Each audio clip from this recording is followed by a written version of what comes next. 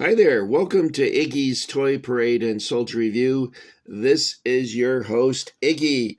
All right, guys, today we're going to look at something from Classic Toy Soldiers. So without further ado, let's jump right in and take a look at what we're offering tonight. Tonight we're taking a look at an earthen redoubt with an artillery piece and some Union soldiers. Okay, it comes with 7 soldiers, the artillery piece, and of course this earthen redoubt. And this is sold as a set by Classic Toy Soldiers. Now it's actually getting harder to find powder blue Marx recasts such as these. However, you still can get them in a set such as this, but like I said, it's getting more and more difficult to find these online. You can get them in a medium blue, sometimes in a darker blue, but this powder blue I noticed when I was searching on eBay was kind of hard to find. Now this artillery piece is from the original blue and gray play set, or the Centennial set as it's sometimes referred to. I had that set back in 1961 for Christmas. My mom actually got it for me. However, she at the last minute said, well, you need to share it with your brother. And my brother was 5 years older. And so at the time I was 5 and he was 10. And he took it over. he started painting all the figures. And years later, when I was 14, I looked at it. I don't like these painted ones. I threw them out. And I'm like, oh, God. And we had quite a bit of the playset remaining until I started doing that. The only thing that ended up that I still have to this day is a handful of Union and a handful of Confederates. And I think a dead horse and 2 other horses. And I think a tree stump. But that's it. Everything else was lost to posterity, I guess. You'll notice that this reproduction looks slightly different than the original. This sand or dirt is very pronounced, and it actually looks like goosebumps. Have you ever had goosebumps on your arms where it all stuck up like that? When I worked at Walmart, there was a girl there that I had I'm going to say an insane crush on, because it was insane for me to ever take her seriously or want to take her seriously. She was not interested in me. She was married. Guys, I don't know what I was doing. All I can say is that I was, I don't know, mentally ill. Something was wrong with me that I developed this crazy thing for her. Anyway, when she would stand near me, what brings us up is I would get goosebumps on my arms like this, and the hair on the back of my neck would stand up on end. I've never had that with a girl before or since, and I hope I never do again. Anyway, all these years later, I'm finally cured of that. But oh my gosh, did I get in a lot of trouble over that? And was it worth it? No, I never even really knew her. I just thought she was really cute. And what's weird is she started getting prettier. When I first met her, she was kind of plain Jane, but I thought she was really cute. And then as the years went by, she got even, she's probably gorgeous by now. Who knows? I don't want to know. I don't ever want to see her again. I don't want goosebumps on my arms.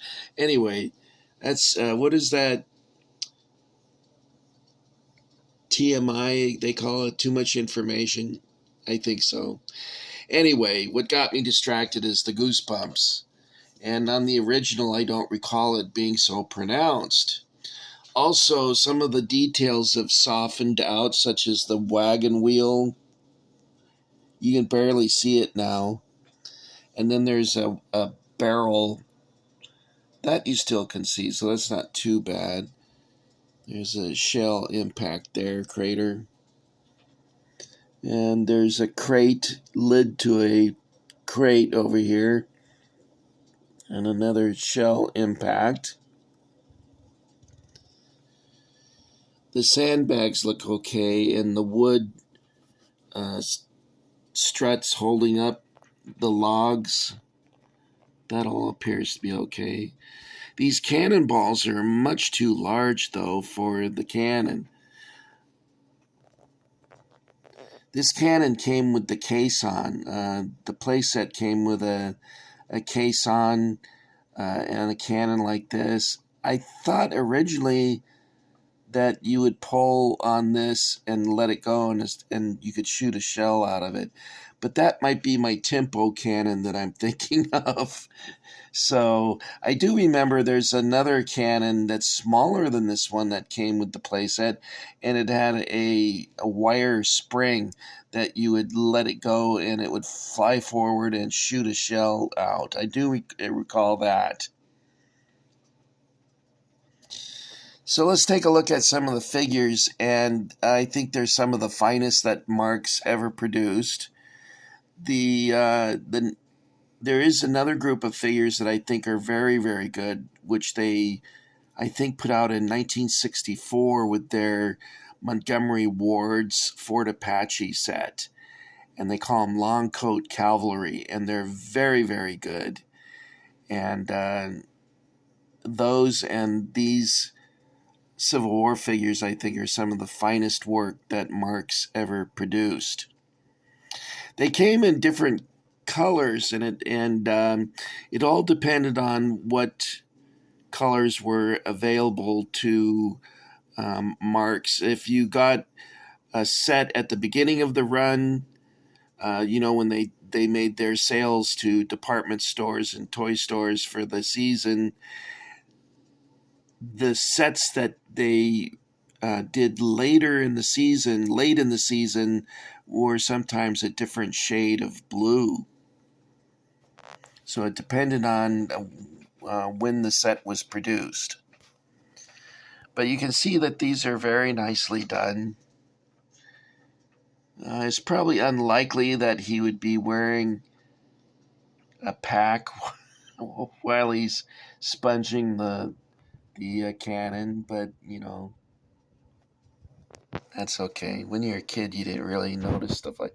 And this is a very unlikely firing position. I have fired a musket, and this position would be extremely difficult to maintain, because to load it would be awkward. I'm not saying it was never done, it's just that it's probably not that common. And here's a bugler. The flag is a little bit small. The Confederates had a small square battle flag. However, the Union preferred the much larger national flag. And so this flag is perhaps not correct. And then we have an officer. This guy here, when I was a kid, I thought he was holding a stick. And I didn't realize that what it is he's pulling a lanyard. And what it is they had this little brass tube that they would puncture the bag with. There would be a hole at the end of the barrel. They would shove the powder bag in, and then the ball, and they would puncture the bag with a fuse. And when they pulled the lanyard, at the top of it would make a spark, which would ignite the bag and fire the shell.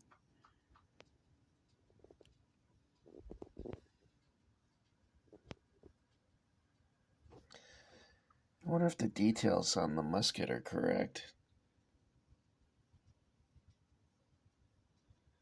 I can't see it. Is it blurring out, guys? Should I back up?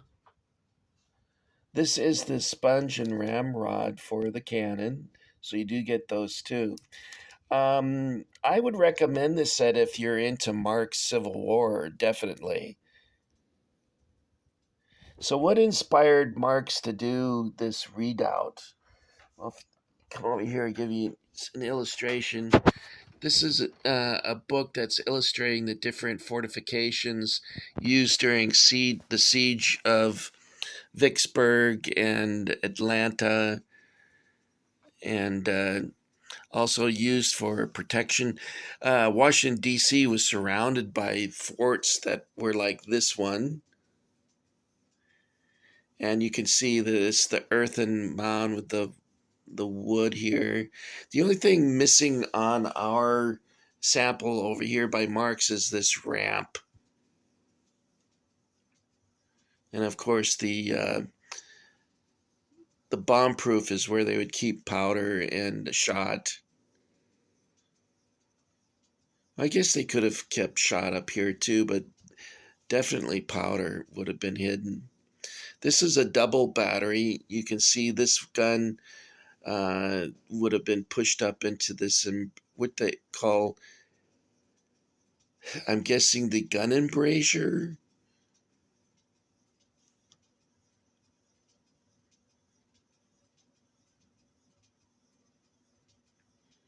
It says here that this part was made out of gabions, which were baskets, and they could make them out of sticks and fill them with dirt, so they could create a fortification very quickly. More permanent fortifications, they didn't really need that because they would have plenty of laborers to create the fortification. They actually had freed former slaves that were freed, labored on the fortifications for the North and the South. In the North, they were paid. I'm assuming they were paid. And in the South, they were required to dig trenches and things like that.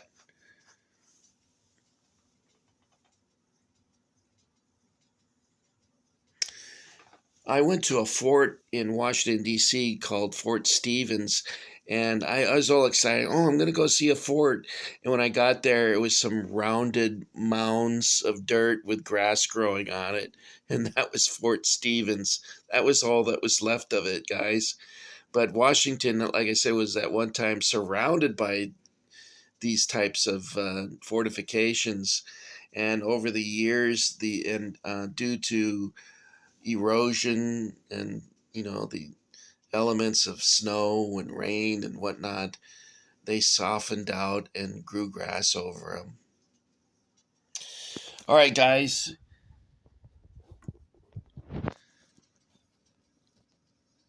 I recommend these, of course. I really like them a lot. Partly because I had the Centennial set when I was a boy. And I remember my neighbors, Mark and Neil, had a Centennial set as well. And their figures were just a little bit deeper blue.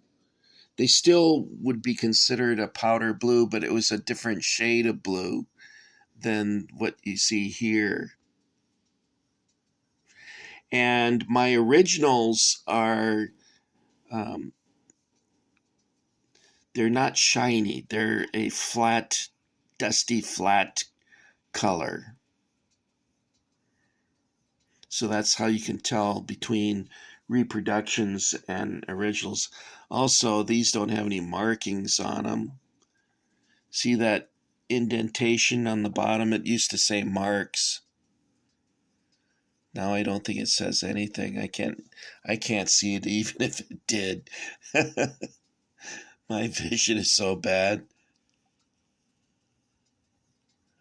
I don't know what it says there. Anyway, I'm sure there's other hobby stores that feature these kinds of things online, but I did buy this particular set from Classic Toy Soldiers. Okay, that's all I got for you. This is Iggy saying thanks for joining the Iggy Army and getting Iggy with it. And I'll see you guys at the front. Good night.